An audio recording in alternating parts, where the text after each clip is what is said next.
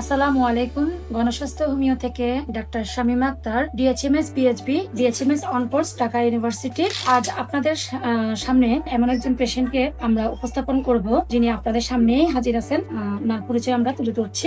নাম রহিমা, বয়স 65 বছর। আপনার স্বামীর নাম? আবুল বাশার। পিতার নাম?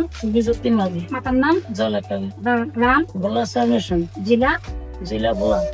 তো আপনি যখন আমাদের এখানে আসছেন, বর্তমানে কততম মাস চলতেছে আপনার?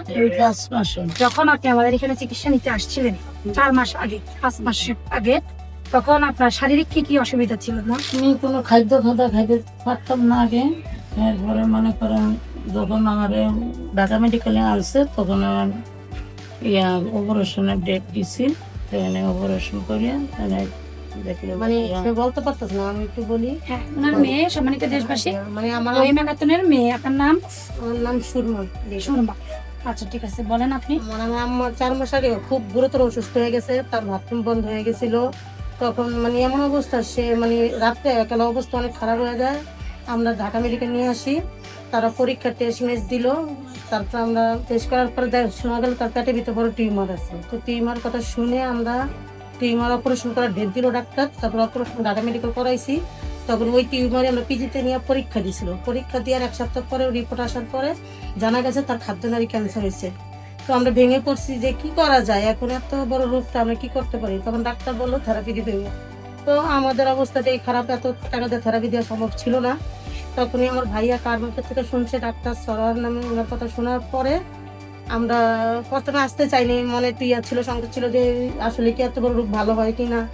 তো একজনে বলে বিশ্বাসের উপরে যাও, হইতেও পারে। তো আমরা বিশ্বাস করি আসছিলাম।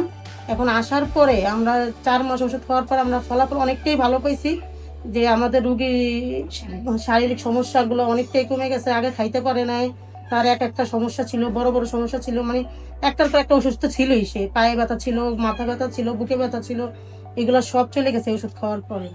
তো এখন 4 মাস পূরণ হচ্ছে। ডাক্তার আমাদেরকে টেস্ট দিয়েছে, টেস্টগুলো করানোর পরে রিপোর্ট আলহামদুলিল্লাহ ডাক্তার বলছে ভালো আসছে। আর আমরাও দেখি রুগীর অবস্থা দেখে দেখছি যে ভালো। এখন ডাক্তার বলতেছে যে এখন ভালো অবস্থা, আপনারা কিছুদিন আরেকটু ওষুধ খাওয়ান, মানে পুরোপুরি জানি এটাই হয়। এখন আমার আম্মা অনেকটা সুস্থ আছে আগে থেকে। আচ্ছা, সম্মানিত দেশবাসী, আপনাদেরকে আমরা রহিমা খাতুনের হাজবেন্ড যিনি, ওনার সাথে একটু পরিচয় করে দিচ্ছি। আপনার নাম? তো আপনি আমাদের এখানে চিকিৎসা নিলেন 4 মাস পরে, এখন রিপোর্ট করে নিয়ে আসছেন। রিপোর্ট সহ আপনার রোগী সহ আপনার মেয়ে বললো যে সম্পূর্ণ ভালো, আর আমরাও দেখলাম যে রিপোর্টও ভালো, রোগীও ভালো।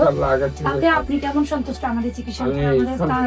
স্যারের চিকিৎসার মাধ্যমে আপনার স্ত্রী ইনশাআল্লাহ আমি সন্তুষ্ট। আলহামদুলিল্লাহ আমরা ভালো।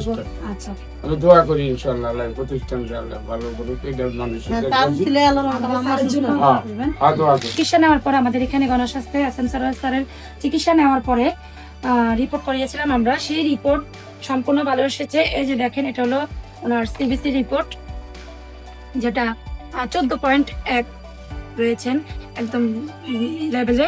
ওনার HGPT ভালো আসছে। উনি একজন ইসোফেগাস কার্সিনোমার পেশেন্ট ছিলেন, খাদ্যনালী ক্যান্সার ছিল না। আর বিস্তারিত জানার জন্য স্ক্রিনে দেওয়া নাম্বারে যোগাযোগ করবেন। ধন্যবাদ। আসসালামু আলাইকুম।